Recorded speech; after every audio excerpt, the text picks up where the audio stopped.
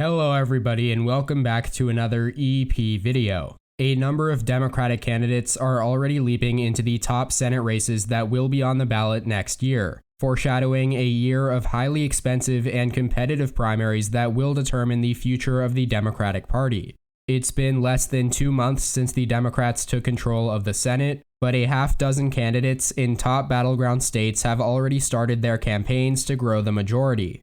2 candidates are officially running in each of the party's top targets of Wisconsin, Pennsylvania, and North Carolina, and plenty of others are seriously considering bids or actively preparing to run. This early dynamic, driven by the growing belief that the old DC model of who can successfully run for Senate has changed, means that Democrats will not be left searching for candidates in next year's most important states. But it also demonstrates that there are not runaway Democratic frontrunners in those 2022 states, the way there were in many recent Senate battlegrounds. And it also means that there is a strong likelihood that the party will face competitive nomination fights next year.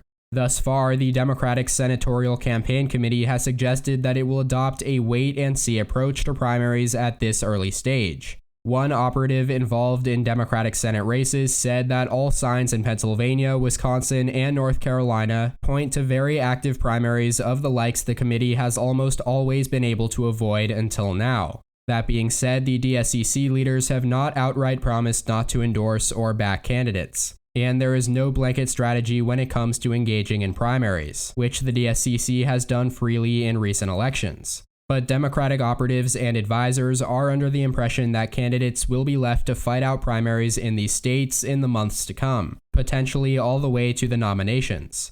The Senate hopefuls themselves are reaping new advantages of jumping into a race early, as candidates who launch their campaigns now can get media attention before the field gets too crowded, as well as get more time to scale up grassroots fundraising. And contrary to past elections, they are doing it publicly, rather than jockeying behind the scenes for a position in an invisible primary before deciding whether or not to run. It's also likely that even more candidates will declare in April once the second fundraising quarter kicks off.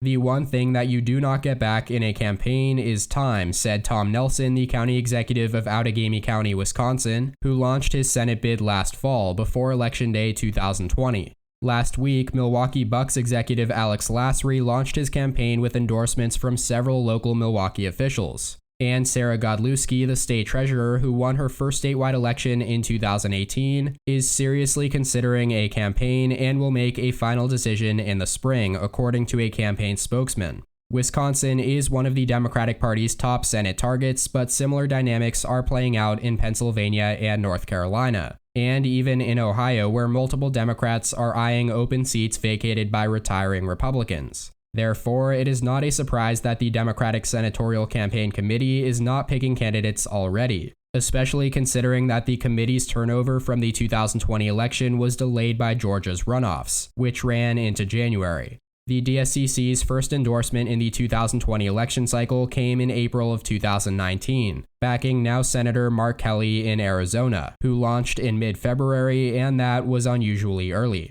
But the committee did ultimately back a candidate in nearly every battleground race across the country last year, sometimes endorsing early like in Maine and Iowa, and sometimes months into the primaries, as in Texas and North Carolina. Some Democrats do see primaries as a good thing for the party. One consultant working on Senate races said that it is good to make candidates work for it, and that includes potential candidates ranging from experienced statewide winners to local elected officials and those running their first campaigns. If you are not willing to muscle your way through a primary, you don't deserve to be the nominee, this consultant said. But as for Republicans, they face looming primary fights of their own in the open seats where senators are retiring, races that could easily become similarly crowded and expensive. But one can assume that they are already celebrating the crowded Democratic primaries that are developing.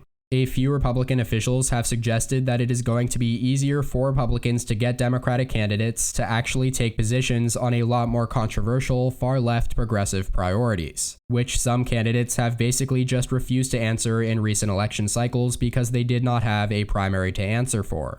In the state of Pennsylvania, though, Lieutenant Governor John Fetterman was the first to launch his campaign after raising 7 figures during an exploratory phase earlier this year.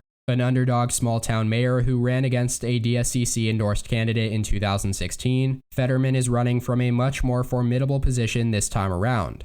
Furthermore, Malcolm Kenyatta, a 30-year-old state representative from Philadelphia, launched a bid last week, and several members of Congress and municipal officials could join them in the race. Then in the state of North Carolina, Democrats are already bracing for a primary after bickering over the party's loss in 2020. State Senator Jeff Jackson announced his campaign in January.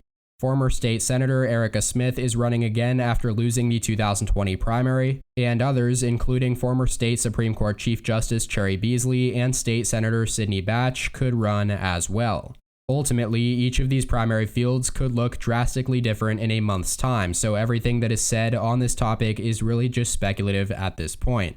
That is all for today's video. I hope you all enjoyed. Please make sure to follow my personal Instagram and EP Official on all social medias shown on screen and linked in the description down below. Also, make sure to comment your thoughts and opinions in the comment section, and please hit the like button if you liked the video as well. Subscribe if you haven't already. Thank you all so much for watching. Check out more content from my channel here, and as always, tune in next time. EP out.